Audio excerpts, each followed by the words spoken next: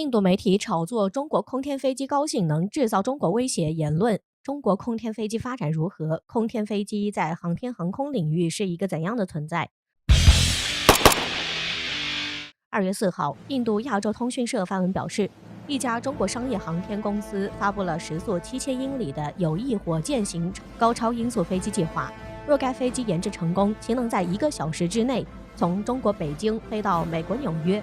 无独有偶，美国太空网站随后报道表示，中国这家商业航天公司在近日发布过一则宣传视频，视频内容显示其正在开发一种用于太空旅游和点对点高速旅行的有翼火箭。可以看出的是，印度与美国又抓住了话题来制造中国威胁的言论，并且煞有介事地提到中国的这家商业航天公司进行了一系列的航天飞行测试，但这些试飞测试的公布细节有限，极有可能是由于高超音速相关技术的敏感性。众所周知，目前中国的高超音速技术在世界范围内已经处于领先地位，并且美国在这一技术领域内还未取得显著的研究成果，这也导致了美国对于中国高超音速技术十分忌惮。美国也借此大肆在国际宣传中国高超音速武器对于和平的威胁性，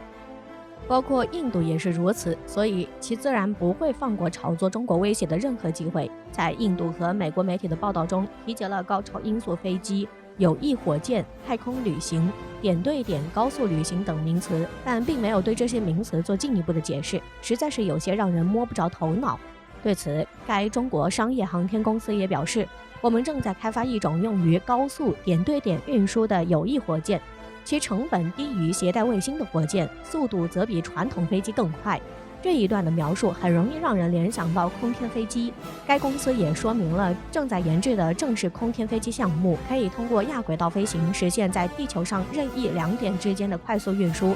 并且可以完全重复使用。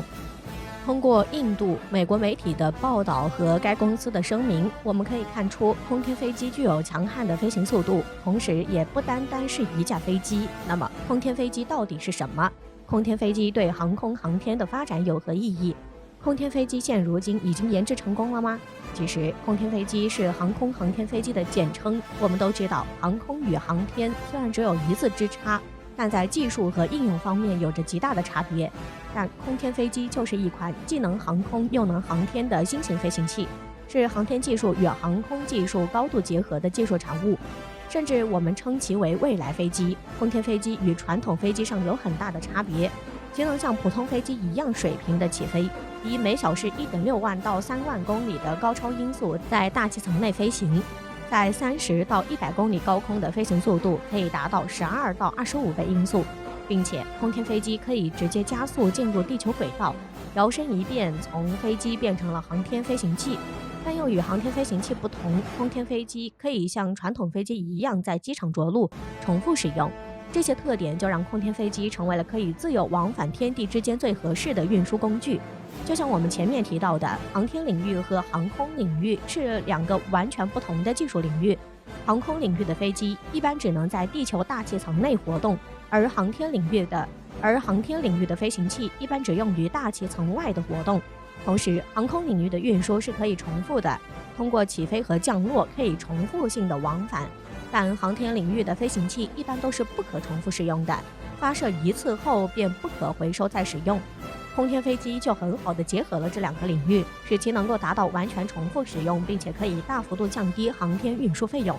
可以说，空天飞机已经是21世纪各国争夺制空权和制天权的关键武器之一。世界大国中的美国、俄罗斯、中国，还有工业发达的日本和德国等国家都在大力发展研究空天飞机。所以，对于一个国家如此重要的技术领域，任何一个国家在空天飞机技术领域研究上的新进展，都会成为国际的关注焦点。而中国在高超音速技术方面的发展，也使得中国在空天飞机的研究上能够取得更加显著的成果。美国也凭借着在高新技术方面的领先，对空天飞机的研究也处在世界的前列。早在2011年，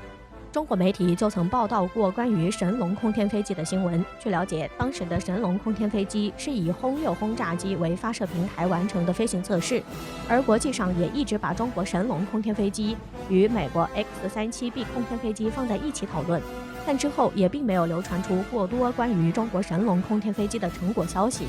美国普林斯顿大学研究助理马克·格布鲁德也称，中国神龙空天飞机可能也只是象征着中国挑战美国技术优势的能力，但并不代表着中国在空天技术领域的研究止步了。在2017年的全球航天探索大会上，中国航天科工集团正式展示了腾云工程，这项工程就是空天往返飞行项目。主要目的是突破以组合动力、机体推进一体化技术为代表的核心技术，建成空天飞行器技术综合研究体系，并且还设立了在2030年之前设计并制造完成中国首架可水平起飞、水平着陆，并且可以多次重复使用的空天往返飞行器。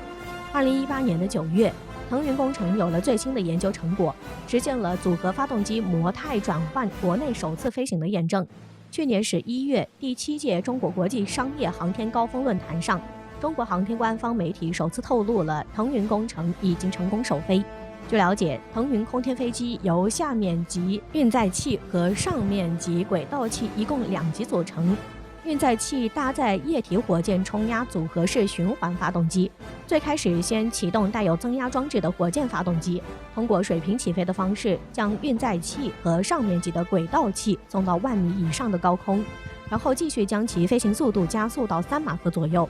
在此状态下，气动冲压发动机以亚音速燃烧冲压模式继续爬升，使其速度进一步提升到5马赫。在此之后，切换成超燃冲压模式，让该平台进一步爬升到亚轨道，并加速到15马赫以上。轨道器与运载器在高空高速状态下实时分离，并启动运载器自带的火箭发动机，继续加速到第一宇宙速度，也就是每秒7.9公里的速度，进入预定轨道。根据相关专业人士介绍，腾云空天飞机采用的是比较复杂的新型火箭动力装置，这也是该项目中难度最大的技术。值得一提的是，这种新型的火箭动力装置与传统的火箭发动机不一样，其具备增压装置，能够利用大气层的氧气为其助燃，这也就便于空天飞机的机体能够设计得更小，起飞重量也就相应降低。我们前面提到，空天飞机在飞行过程中，轨道器与运载器会在高空高速的状态下实时分离，这一过程就是在近地轨道高度的环境下完成的，并且飞行速度也达到了15倍音速，这就让分离具有非常大的难度。对此，美国媒体也曾发文表示，